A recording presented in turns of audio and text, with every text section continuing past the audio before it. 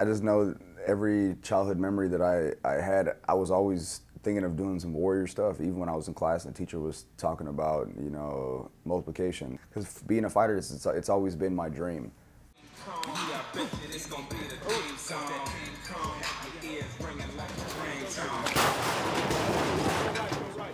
I was diagnosed while I was in the Marine Corps with severe PTSD, and I knew something was wrong because I was just doing things outside my character, and I felt like I was seeing myself do stupid shit or make bad decisions, but I couldn't stop it. It was like I was on an autopilot.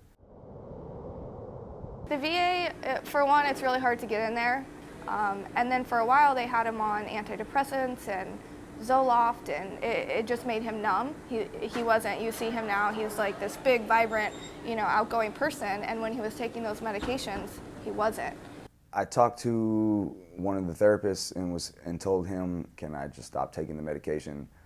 And he was like, no, I'd recommend that you don't stop taking the medication because there can be some severe withdrawals that, you know, that can cause you to, you know, actually act on your impulses. So if you practice and get trained to be a warrior, there's not a lot of practicing and training to not be a warrior. So you have skills in you that are adapted to that world. You're almost programmed. And so if those are the skills that you have and you don't have other skills, you can get very depressed because you feel like a failure.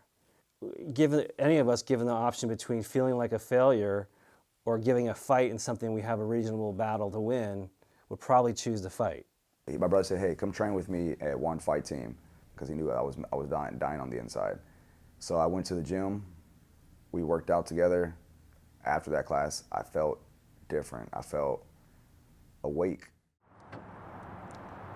I'm training to improve my chances of surviving any situation, anywhere in the world. That's why I train in every discipline, whether it's shooting guns, whether it's knife fighting, whether it's fighting with sticks. You know, in the Marine Corps martial arts program, we have a saying, and it's one mind, any weapon, and I take that to heart. Gunfighting as a sport and gunfighting in combat, you know, they're similar in the fact that, you know, there's rounds and weapons, and you're shooting at a moving target that's shooting back at you. But what makes them different is that on this spectrum, the sport, I can get shot, time runs out, and, you know, I get to go home at night with my family, you know. And on this side, the combat side is, if I get shot, you know, I don't go home to see my family. A military veteran and fighting out of Las Vegas, Nevada, Kaine Kong.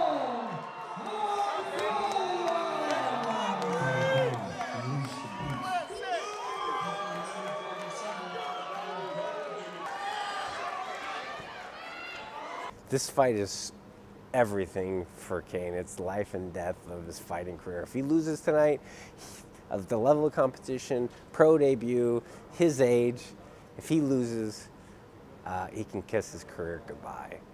My greatest concern about him fighting is that he's one, either going to get hurt, or two, the PTSD is going to come into that a little bit, and it's going to make it go backwards instead of going forward.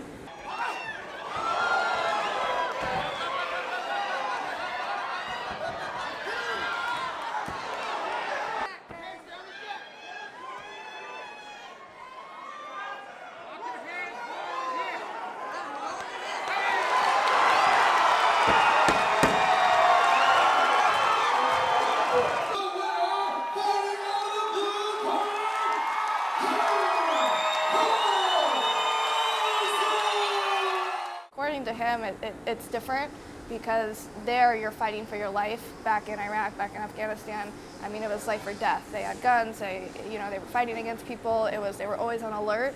Here, it's controlled. My first reaction is I hope other people don't see this and do this at home on their own.